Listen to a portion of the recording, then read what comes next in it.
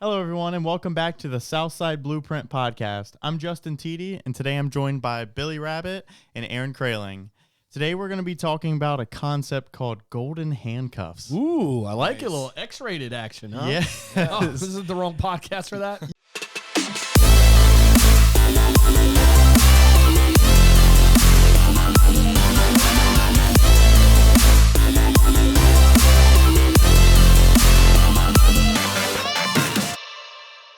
Golden handcuffs can mean different things. It's like the handcuffs they use in Dubai.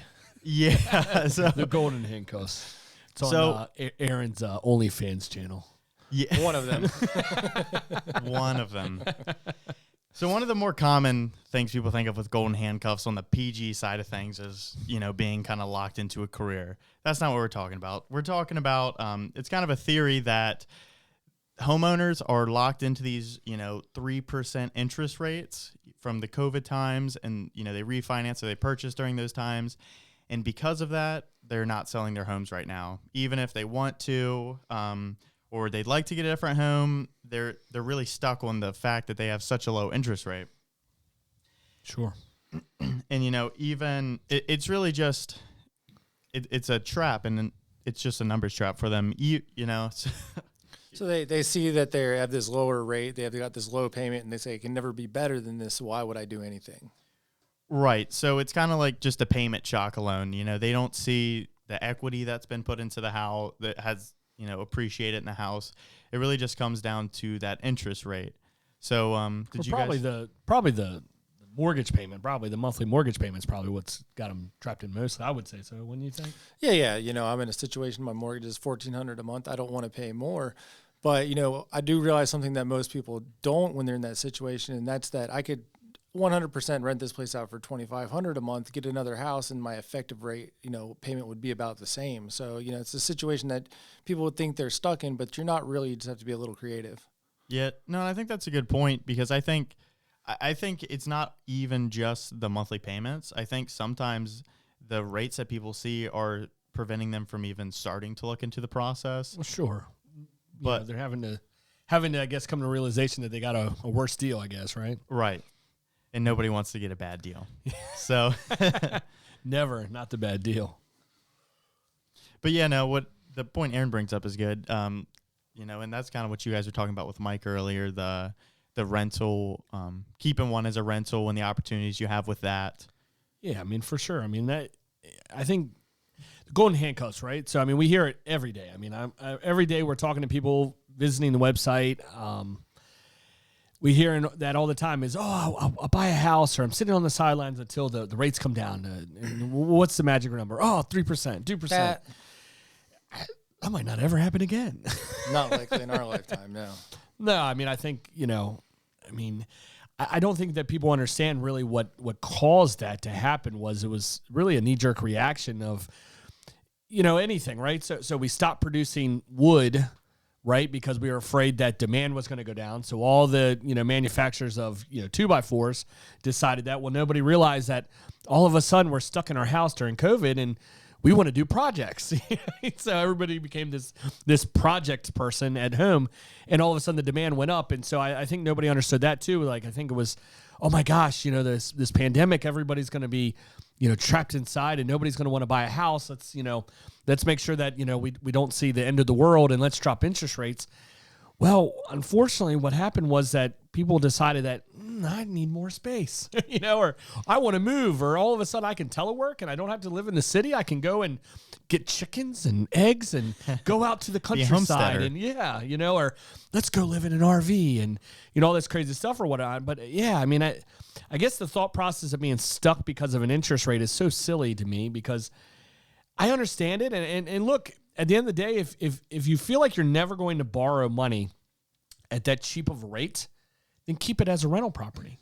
Kind of like what your point is, Aaron, to say, hey, utilize this as an investment or whatever, cash flow this extra $1,000 a month or whatever it is, $500 a month or whatnot, and be a landlord. You know what I mean? And use that as your philosophy. Have somebody else pay your mortgage.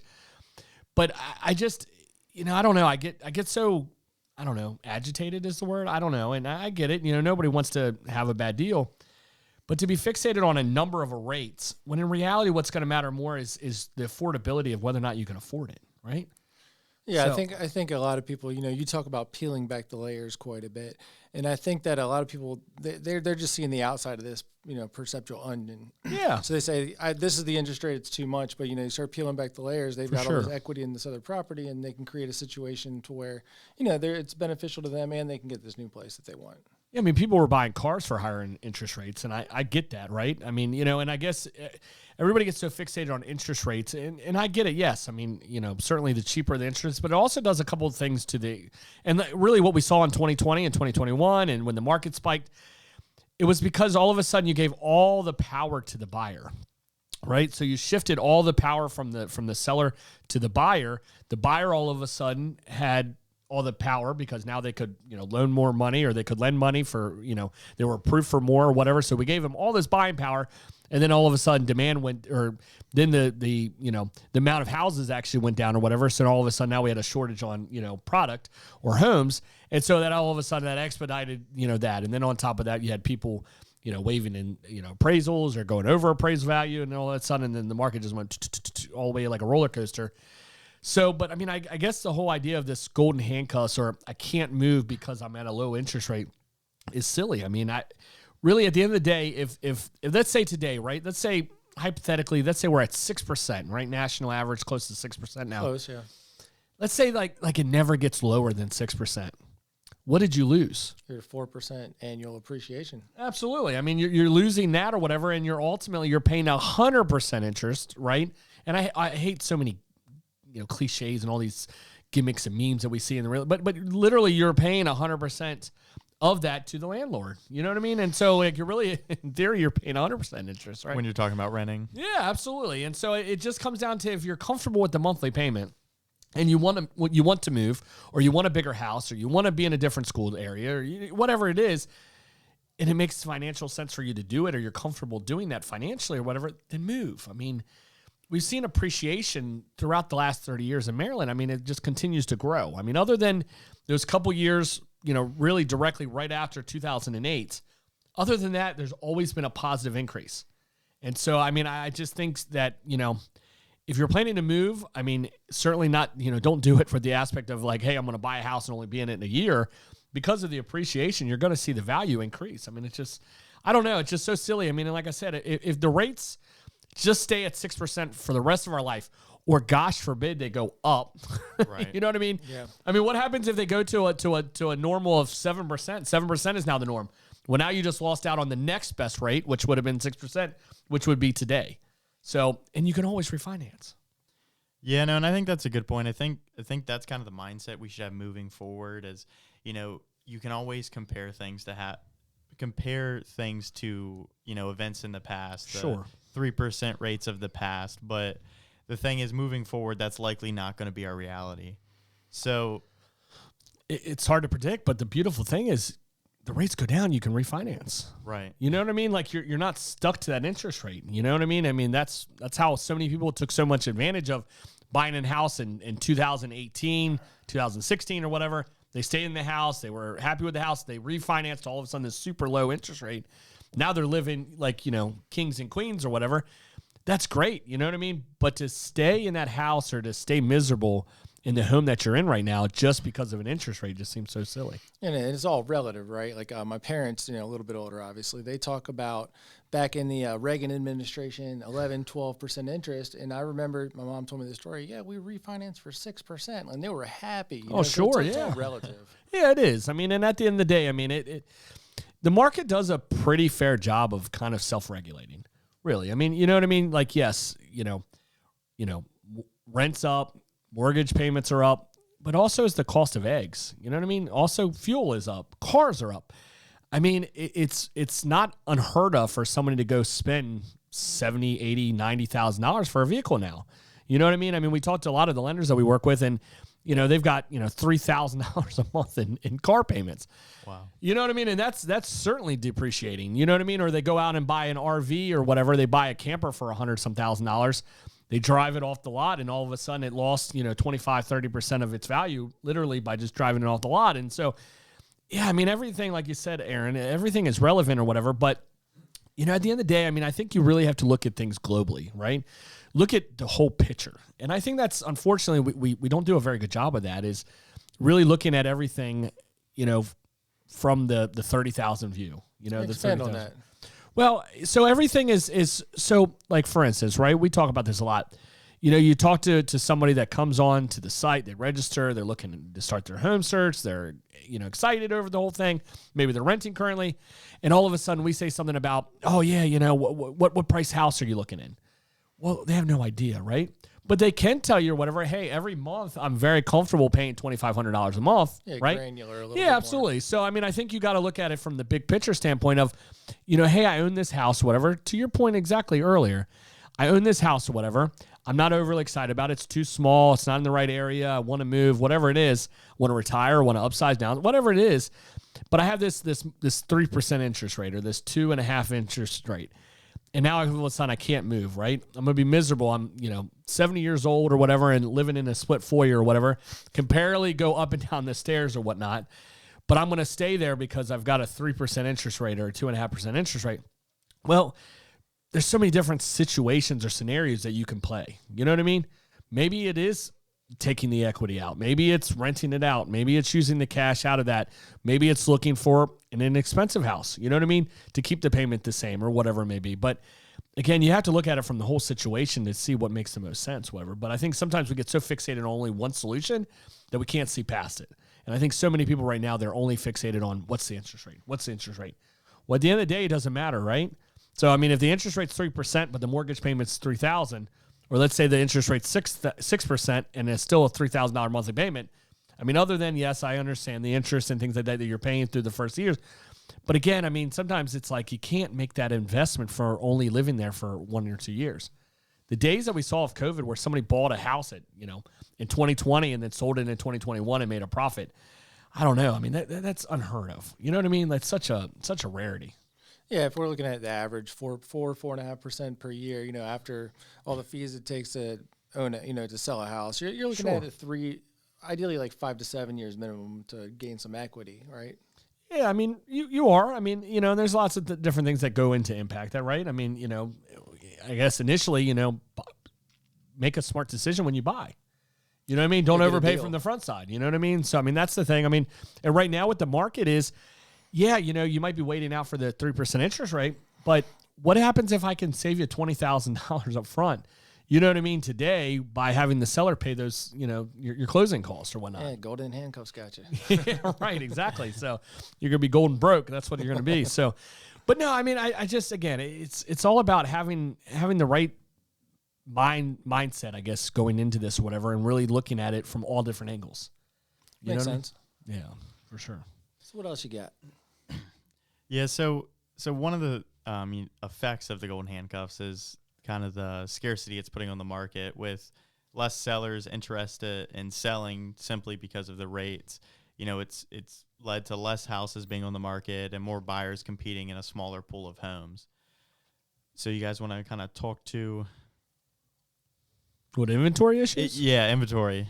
Yeah, I mean, look, our market here is pretty unique in the DMV area or whatever, just because of the fact that we have such a shortage of housing. I mean, the Maryland, Realtor Association just put out in their magazine or whatever about how we have a zoning crisis. Pretty much, with all these density regulations and, you got to have this many acres per this, and you can't build in this area, and you can't do this in this area, and we want to keep this area rural and all these things.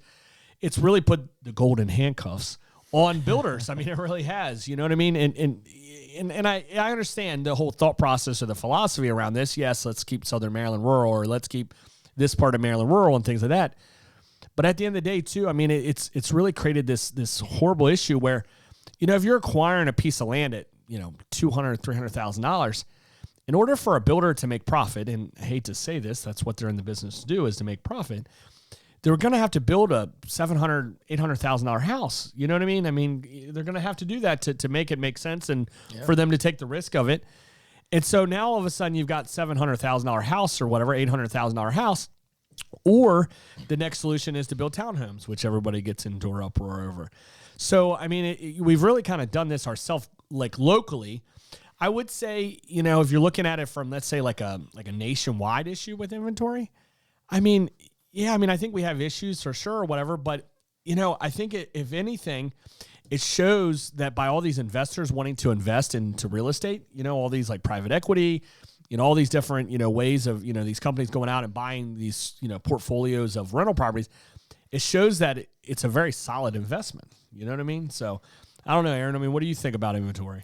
So yeah, we definitely have an inventory issue. We were talking the other day about just as many new houses. There are only 200 and change new homes built in St. Mary's County last year. For sure. And approximately the same number became unlivable. So the inventory is not actually growing. For sure. So I think they need to come up with a solution to build more affordable houses. Like you said, they're building these $700,000 houses because that's the only thing that makes sense when they have to pay so much for the land, so much for the prep work, and everything else. So what would that require? And it comes down to it, with the amount of this land, at 10,000 square foot for a septic, that's never going to make it work for a big subdivision or anything of that nature for affordable housing. So it comes down to public water and sewer, right? Which is expensive, right? So, of course, Maryland has, a lot of the newer neighborhoods have the deferred water and sewer. That's pretty much allowed builders to kind of push that cost, over to the property owners too. But still, there's lots of opportunities. And I guess let's touch on a point that you just made there. So if we have less than 200 new homes being built in, let's say, St. Mary's County, to your point, you certainly have probably at least 200 homes that have gone vacant or, been kind of deemed as uninhabitable or, whatever it may be. So now let's say you're net zero, right? Yeah. Certainly have more and more people or whatever. People are living longer. People need housing longer and things like that. And so, I think the stat was too that I read that, in the state of Maryland, the regulatory process is that we add, based on like the rest of the United States, nearly $100,000 of added cost to a new construction home or whatever, versus the rest of the United States or whatever, and it's based off of regulatory items, like putting a car charger, a car charger in the garage, things like that. Yeah, they're certainly nice to have and understand the whole idea about predicting for the future. But, Maryland has a housing crisis like that's going on now, today. And all that's doing is it's just pushing more and more, let's say, first-time home buyers away from the area, or it's giving them the golden handcuffs of they can't do it. You know what I mean? They're having to live with mom and dad longer, having to find alternatives, things like that. And so it becomes a really tough situation for sure. Yeah, no, and I think it's put us in kind of a point whereas 20 years ago, people were a lot more likely to want to build a first-time home versus now you don't see really any smaller homes being built. And most of the homes being built nowadays are, like you said, the $700,000-$800,000 homes, and largely done by the big construction companies. And mostly what you're seeing now in a more affordable price range is townhomes. So for sure, yeah. And it's a shame that townhomes have, I don't know, I don't want to say they have a stigma around them, but look in our local area here where, there's all these townhome communities going up and people are, in arms, fighting them and things like that. And, it's unfortunate, but again, it comes down to affordability. You can't acquire a lot for $200,000 and then build a $200,000 house on it. Right. You know what I mean? To keep it at the median price of $400,000. It's just not going to happen. And so it does. And I think that Maryland, I think our lawmakers and, people that are making decisions really have to look at different options and some alternatives and really be creative on how do we incentivize builders or developers to go in and revitalize communities or things like that where, it does make sense for a first-time home buyer to go into. Some type of tax incentives for people that maybe only own one rental. We see it all the time where, military family comes and moves into St. Mary's County, moves into Southern Maryland. The market wasn't great. They had to exit fast, whatever it may be. And that house is now a rental property, right? Well, now all of a sudden or whatever, it's got plenty of equity. Maybe it's cash flowing, it's making them some money or whatever. But now they're scared to death of the tax implications of selling that, right? Because now it's going to be considered, as income. Capital gains. Yeah, capital gains or whatever. So now they keep this property forever, which would be right in that sweet spot of, $400,000 or a townhome or whatever. But now it's being held up as a rental property when in reality they really don't want to be a rental, a landlord.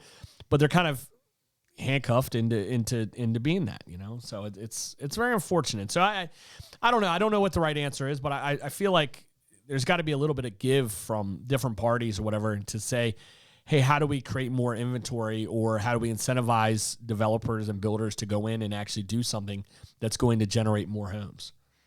Yeah, if you look down in Charles County, what they did was the whole condos. They've kind of got it more densely populated in certain areas, and then Calvert's got a plan to keep all the density in one area also. Sure. And maybe here in St. Mary's, if they came up with a comprehensive plan similar, we could find a place that was worth developing heavily to keep the rest rural. Maybe. I mean, certainly. I mean, you could certainly do it in a couple different ways. I mean, look, there's a lot of commercial property around here too that could probably be revitalized and changed and things like that. And certainly, I mean, even just rental properties like apartments and things like that, I mean, they're not really available. I mean, really, I mean, it's not. And so, I mean, there's just a whole bunch of things that come into this that really make it a challenge. But yeah, certainly I think, revitalizing some of the districting and things like that to kind of make some of those areas, where you can have higher density. But I also think too that there's a lot of communities out there right now that are subdivided, and maybe the county or the state, comes in or whatever and finds a way to fund, public sewer into these areas where they're being constrained right now just solely on septic systems, the inability to make a septic system, work again. So I don't know. Or, I mean, really, and I've been preaching this since I've been a licensed real estate agent, is that Maryland really needs to look into alternative systems. They really do. I mean, Maryland is way behind the curve. What is there besides septic, sewer, and, say, a holding tank? What else is there? Well, I mean, there's just different systems that they can look into where, like in Virginia, for instance, right? Let's say it's an area that's not necessarily the best soils, right? But let's say that they're creating a subdivision and there is a area. I mean, Virginia has areas where, all of the drain fields for the housing or whatever goes into one specific area that is acceptable or allowed for the sewage disposal, right? For like a whole neighborhood? Yeah, for a whole neighborhood or whatever there too. But also too, I mean, Maryland does not recognize gray water systems. One of the only states in the United States or whatever that does not recognize a gray water system. And I guess gray water system is pretty much, so you have waste that comes out of your house that goes into your septic, and then you also have gray water. So, your toothpaste, your brushing your teeth, your dishwasher, laundry, shower, and things like that. That's all considered gray water, but Maryland does not. So everything that goes into it is either going into a holding tank if the house has been deemed to have a holding tank. All of your gray water, which in reality, most of that could probably likely go into a different system, right? Or even have it go to a separate tank and then have, somebody go and take the gray water out. You know what I mean? I mean, you could probably dispose of that much easier, much cheaper, if it even needs to necessarily be disposed of. But again, Maryland has just been so strict on those requirements that I think it's just time for them to really just be open-minded about having conversations. Look at what other states are doing. You know what I mean? When the California state has more strict septic requirements than Maryland does, I don't know. That's tough. You know what I mean? Because we do have a housing crisis. And all it's going to do is continue to push the first-time home buyer and our, folks that are towards, the last chapters of their life or whatever. It's going to push everybody out of here or whatever because they're just not going to be able to afford it. It's just not going to make sense. No, you're absolutely right. So, yeah, I think that the smaller houses in general, possibly the townhomes, I think condos would be a good, good solution in that direction. But we've got to definitely figure out a solution for the disposal. The septic thing just isn't working anymore. No, it's not. And I mean, Maryland's pretty much pushed all modular and manufactured home, companies out of the state because it's just not. There's just too many requirements. There's too many regulations. And I think there has to be a little bit of give, or there has to be, like I said, there's got to be an open-minded discussion about looking at alternatives. Yeah. So back to where we started with this, the golden handcuffs. So ultimately, we're looking at a big problem here. People that don't want to sell or think they can't sell. Really, it's not that they don't want to; it's that they think they can't sell. So when we're talking about these people, what other solutions would you see for them? What, for people that have lower interest rates and they're just not sure if they want to move or not sure if that's the right decision? Yeah. I mean, it comes down to two solutions. Either you keep three. So you keep the property, you live in it. You keep the property, you rent it out, and you move. Or you sell the property, you take the equity out, and you move. Put in something else. Yeah, I mean, it's really those three options or whatever. And I think you had said it, I think it was a conversation you and I, Aaron, were having, was, sometimes it's like we get so fixated on, oh, we got to get this amount for the house, or we got to get this, or we got to do that. What happens if you take the money that you do make into it and just invest it into a different channel? Yeah, something with some decent return. Exactly. You know what I mean? I mean, there's so many different ways out there to do that. So again, it's, we just get so fixated on, oh, like I'm buying a house, I'm selling a house, that's all I'm doing. Well, maybe let's look at the whole total financial, I guess, health of the person or of the family, and let's see if there's a better solution for them to better solution or whatever for them to really to think about. You know what I mean? I mean, because it's not a one size fits all, and I think sometimes, unfortunately, especially sometimes we get commission breath, and it's like, oh, well, you want to move? No problem, sell that house. You know what I mean? Like, I'm about to double dip, baby. And in reality, that's not what you should be doing. That's not in the best interest of your clients. It should be like, hey, let's look at all the different options. Let's put them all on the table. Let's talk about the pros and the cons for everything. And then you decide, Mr. and Mrs. Client, what makes the most sense for you, your family, and your long-term financial goals.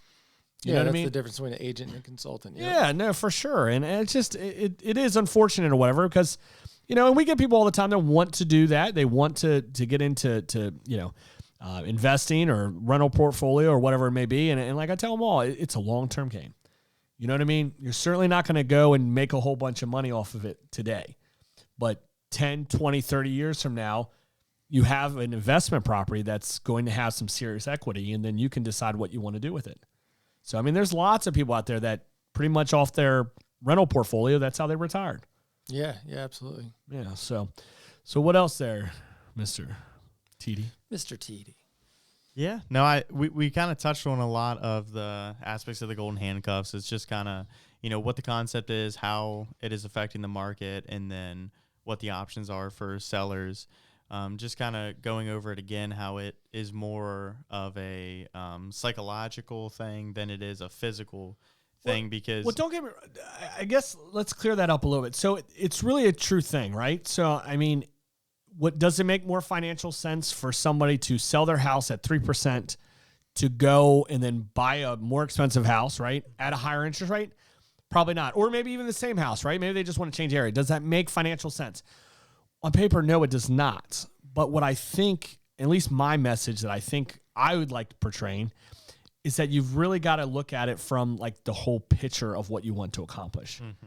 You know what I mean? If that small house is making you miserable because you're literally stepping on kids' toys all day long and you're about to lose your mental, like you're about to go insane or whatever, then it might be worth it financially to make it make sense because it's going to appreciate. Right. Because that house is going to be worth more in X amount of years than what it is today. No, that's a good point. So, very good. Is that it, fellas? I guess that's it. So thanks for joining us today on the Southside Blueprint with Billy Rabbit and Justin Teedy. If you want to contact us, our who are you? Below. And I'm Aaron Kraling. There you go. We'll check you out on the next episode. See ya.